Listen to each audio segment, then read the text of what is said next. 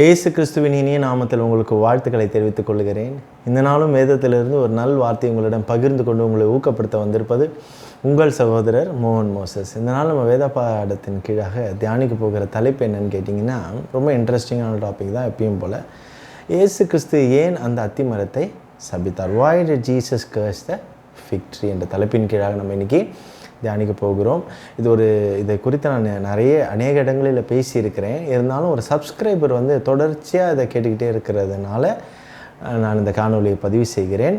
என்னோடு கூட நீங்கள் வேதாகமத்தை எடுத்துக்கொள்ளுங்கள். வேதாகமம் இல்லாமல் இந்த காணொலியை நீங்கள் பார்ப்பது உங்களுக்கு அவ்வளோ பெனிஃபிட்டாக இருக்காது. வேர்ஸ் பை வேர்ஸ் நீங்களும் க்ராஸ் செக் பண்ணும்போது உங்களுக்கு அதுக்கு அதிக உபயோகமாக இருக்கும். சரி, வாங்க நம்ம இந்த காணொலிக்குள்ளாக செல்லலாம்.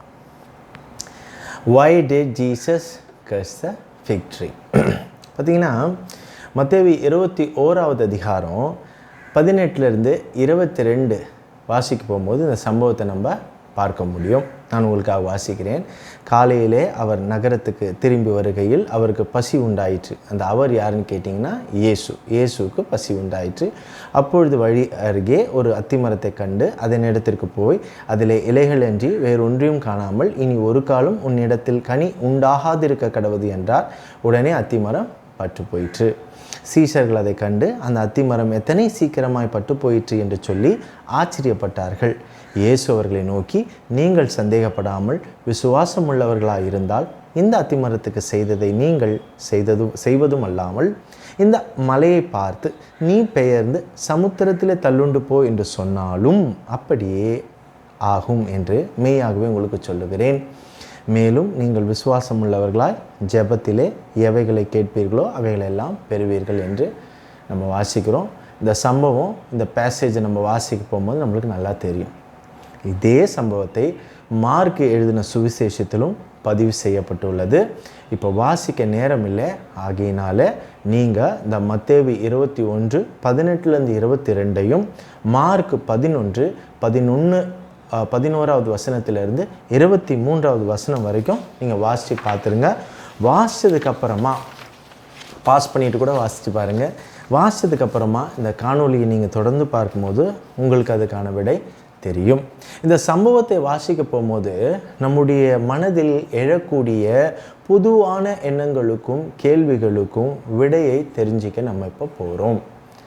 படிக்கும் போதே நம்ம மனசில் எழும்போம், இந்த கேள்வி எதுக்கு, இது ஏன் இப்படி பண்ணார், ஏன் இதுனால என்ன காரணமாக இருக்கும், இதெல்லாம் தெரியும்ல. ஆனால் அதுக்கு முன்னாடி நாம் தெரிஞ்சிக்க வேண்டியது ஒன்று இருக்குது. இந்த 2 சுவிசேஷத்தில் பதிவு செய்யப்பட்டுள்ள இந்த அத்திமரத்தை சபிக்கும் இந்த சம்பவம் பெத்பகே மற்றும் பெத்தானியா போன்ற இடத்துல நடக்குது. இந்த பெத்தானியா என்றால் என்ன அர்த்தம்னு நீங்கள் கேட்டிங்கன்னா, அத்தி பழங்களின் வீடு என்பது பொருள்.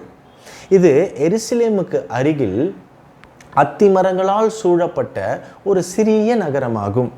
இங்குதான் உங்களுக்கு எல்லாருக்கும் தெரியும், இயேசுனுடைய சிநேகிதன் லாசரு உயிர் தள்ளப்பட்டார். சரி, ஓகே, இது எங்கே நடக்குதுன்னு உங்களுக்கு தெரிஞ்சிருச்சு. இப்போது நம்ம இந்த 2 சம்பவத்தை வாசிக்கும் போது பேசிக்காக சில கொஷின் வரும். 1 by 1 நம்ம பார்க்கலாம். இயேசு இரக்கமுள்ள ஆண்டவராச்சே, பின்ன ஏன் அவர் அந்த அத்திமரத்தை சபிக்க வேண்டும்? இல்லைனா ஒருவேளை இயேசு செம பசியில் இருந்திருப்பார் போல இருக்குது. அந்த நேரத்தில் பழம் ஏதாவது கிடைக்குமான்னு இந்த அத்திமரத்துக்கிட்ட போக பழம் இல்லைன்னு தெரிஞ்சோன்னே மனுஷன் பயங்கர டென்ஷன் ஆகி காண்டாகி அதை சபிச்சிட்டார் போல இருக்கு அப்படின்னு நம்மளுக்கு உள்ள சில எண்ணங்கள் வரலாம். அதெல்லாம் நியாயம்தான். பட் ஆனால் நம்ம லெவலுக்கு தான் இதெல்லாம் யோசித்து பார்ப்போம், இல்லைங்களா? ஆனால் இயேசுவுக்கு உணவு ஒரு மேட்ரே இல்லை. அப்படி நம்ம நிறைய இடத்துல வாசிச்சிருப்போம், ஆனால் அதை மறந்துருப்போம். இப்போ நான் உங்களுக்கு ஞாபகப்படுத்தும் விதமாக நான் அதை சொல்கிறேன். மத்தேயு 4வது அதிகாரத்தை எடுத்து வாசித்து பார்த்தீங்கன்னா உங்களுக்கு தெரியும். 40 நாள் உபவாசம் முடிந்த பிறகு கல்லை அப்பமாக மாற்றி சாப்பிட சொல்லி பிசாசு அவரை சோதித்தும் கூட உணவை விட கர்த்தருடைய வார்த்தை உயிரூட்டக்கூடியது என்பதால் என்ன சொன்னார்? உங்களுக்கு எல்லாம் ஞாபகம் இருக்கும். அப்பத்தினாலே மாத்திரமல்ல, தேவனுடைய வார்த்தையினாலும் மனுஷன் பிழைப்பான் என்று சொன்னவர் யார்? இயேசு. அதே போல் யோவான் 4வது அதிகாரத்தை நீங்கள் எடுத்து வாசி பார்த்தீங்கன்னா தெரியும். சமாரிய ஸ்திரியிடம் பேசியதற்கு பிறகு இந்த சீஷர்களாம் இயேசுவை போஜனம் பண்ணும்படி அவரை வேண்டி கொண்ட போதும் கூட அவர் என்ன சொன்னார்? என்னை அனுப்பின பிதாவினுடைய சித்தத்தின்படி செய்து அவருடைய கிரியைகளை முடிப்பதே என்னுடைய போஜனமாக இருக்கிறது. அதை சொன்னது யார்? அதுவும் இயேசு தான். ஸோ இயேசுக்கு ஒரு உணவு, இந்த பசி, இதெல்லாம் ஒரு மேட்ரே இல்லை. நிச்சயமாக பார்த்தீங்கன்னா பசிக்கு பழம் கிடைக்கவில்லை என்ற ஆத்திரத்தில் அந்த மரத்தை இயேசு சபித்திருக்க வாய்ப்பு இல்லை. ஓகேங்களா?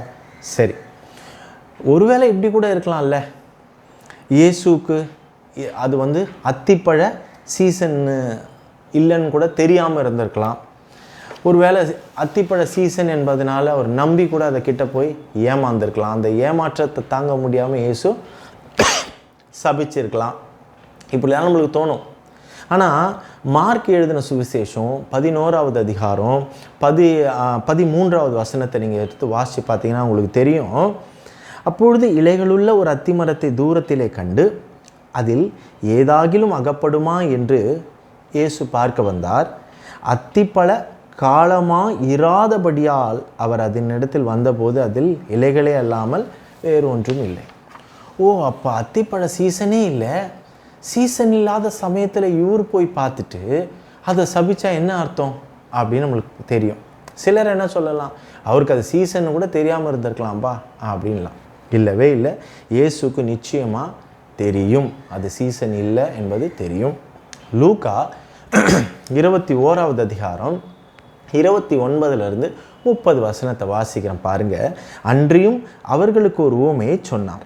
அத்தி மரத்தையும் மற்ற எல்லா மரங்களையும் பாருங்கள். அவைகள் தளிர்க்கிறதை நீங்கள் காணும்போது வசந்த காலம் சமீபமாயிற்று என்று அறியீர்கள் என்று ஒரு உவமையை சொல்கிறார்.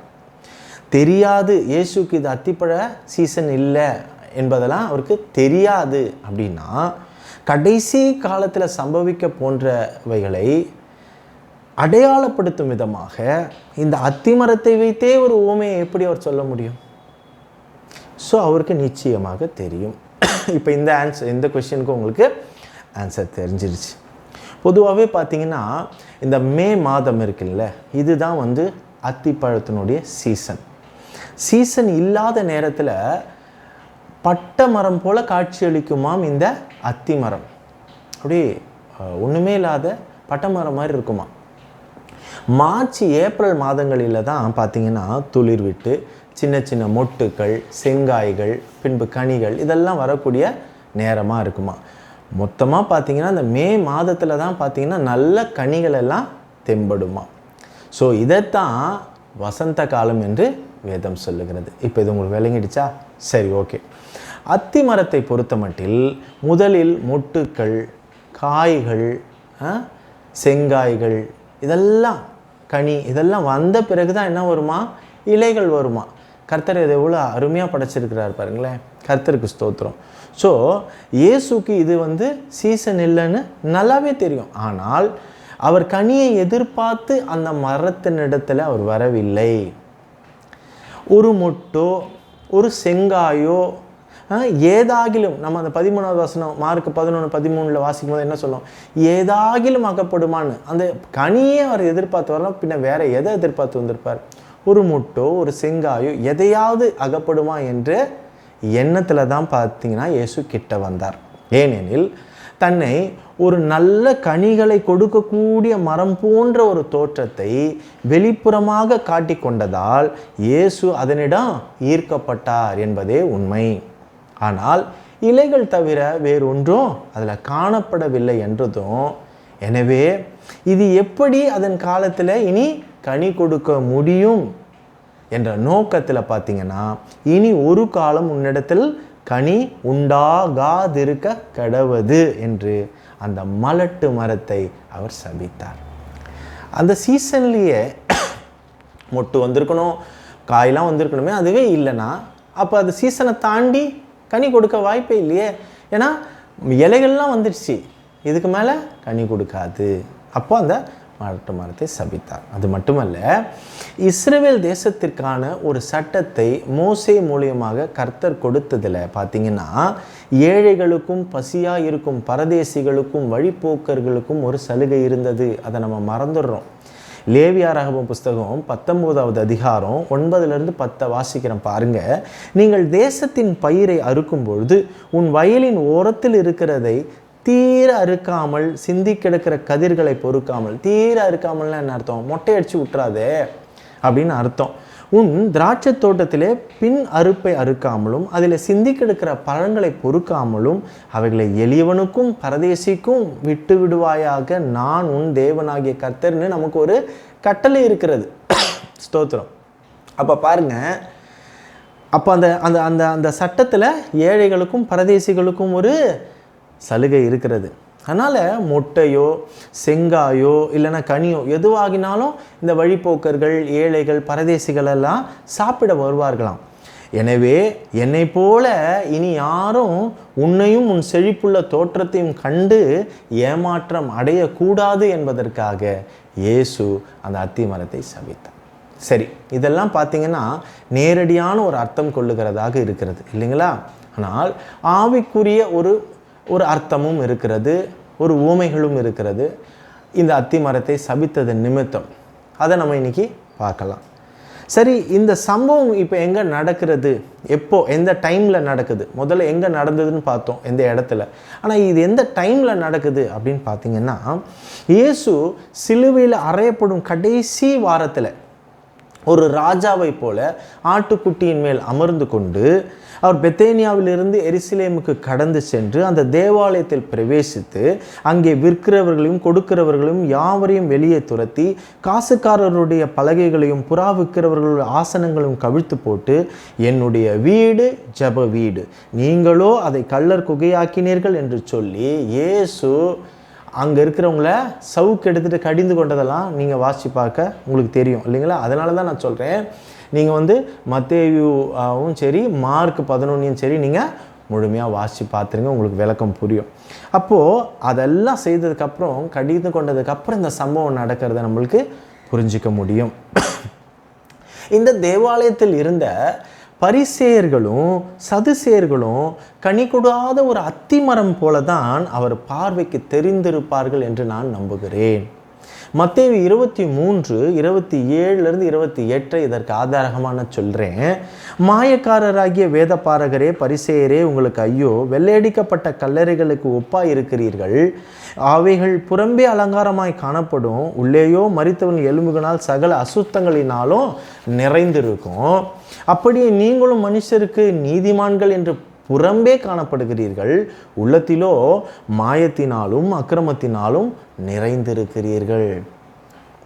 அப்போது அந்த பரிசேயர்களையும் சதுசேயர்களையும் குறித்து அவருடைய எண்ணம் என்னவா இருக்குதுன்றதை இந்த வசனத்தை நம்ம வாசித்து பார்க்கும்போது தெரிஞ்சுக்க முடியுது. இதெல்லாம் பார்த்தீங்கன்னா இந்த பரிசேயர்களுக்கும் சதுசேயர்களுக்கும் தான், நமக்கு இல்லை அப்படின்னு நம்ம நினைச்சிடக்கூடாது. அதாவது வெளிப்புறமாக பாரம்பரிய கிறிஸ்துவர்களாய் தோன்றினாலும் உண்மையான ஆவிக்குரிய பலனளிக்காத மதவாதிகளான மக்களை இது குறிக்கிறது. இன்னைக்கு அநேகர் பாருங்க, கிறிஸ்துவர் என்று காட்டிக்கொள்ளுகிறார்கள், ஆனால் அவர்கள் மதவாதி கும்பலாக தான் இருக்கிறாங்க. கிறிஸ்துவை பிரதிபலிக்கிறவர்களாக பல இடத்துல நம்ம பார்க்க முடியாது. இப்போ இங்கேயும் பார்த்தீங்கன்னா, அங்கே இலைகள் இருந்த போதிலும் மரத்தினுடைய மலட்டுத்தன்மை, அந்த பாசாங்கு குணத்தையும் உண்மையான அந்த மனம் திரும்புதலின் அவசியத்தையும் தான் இது குறிக்கிறது. அல்லேலூயா. இந்த அத்திமரத்தை போல உள்ள அநேகரை இந்த சம்பவம் எச்சரிக்கிறது என்பதை நாம் புரிந்து கொள்ள வேண்டும். அதே சமயத்தில் இயேசு வழி அருகே இருந்த ஒரு அத்திமரத்தை சபிப்பதற்கு ஒரு முக்கியமான காரணம் இருக்கிறது, ஆவிக்குரிய காரணம். பாருங்க, எருசலேம் தேவாலயத்திற்கு வெளியே இருந்த ஒரு அத்திமரத்தை எப்படி பட்டு போனதோ அதே போல எருசலேமிற்குள் உள்ள இந்த தேவாலயம் அழிக்கப்படும் என்று இந்த சம்பவத்தை கொண்டு இயேசு உவமையாக முன்னறிவித்தார். அல்லேலூயா. பாருங்களேன், அப்படியே பாருங்க, ரோமானியர்கள் எருசலேமை ஆக்கிரமித்து தேவாலயத்தில் அழித்து போட்டாங்க. இயேசு சிலுவையில் அறையப்பட்டு 40 ஆண்டுகளுக்கு அப்புறமா இந்த சம்பவம் அவர் முன்குறித்தது போலவே, முன்னறிவித்தது போல தீர்க்க தரிசனமாக நடந்ததுங்க. அப்போது இந்த உவமையாக இந்த அத்திமரத்தை சபித்தது, தன்னை இலைகளெல்லாம் தன்னை நல்லா செழிப்பாக காட்டி கொண்ட அந்த அத்திமரம் உள்ளே மலட்டுத்தன்மையும் பாசாங்குத்தன்மையும் மாயமாலயத்தையும் எப்படி சுமந்து கொண்டு இருந்ததோ, கனி கொடுக்காமல் கனி இருப்பது போல் காட்டி கொண்டதோ, அதே போல் இந்த தேவாலயம் இன்று எல்லார் கண்களுக்கும் எப்படி தெரியுது? பார்க்குறவங்களாம் என்ன நினச்சி வரான் எருசலேமுக்கு, ஆனால் உள்ள எருசலேம் உள்ள தேவாலயத்தில் என்ன நடக்குது? அப்போது இதனோடு கூட ஒப்பிட்டு நம்ம பார்க்க வேண்டும்.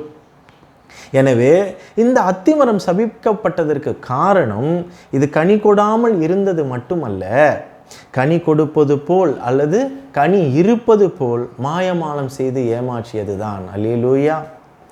பேதுருவும் மற்ற சீஷர்களும் பாருங்க, இயேசு ஏன் இந்த அத்திமரத்தை சபித்தார் என்று நம்மை போல குழம்பிக் கொண்டு அவர்களுக்குள்ளே விவாதிக்கவில்லை.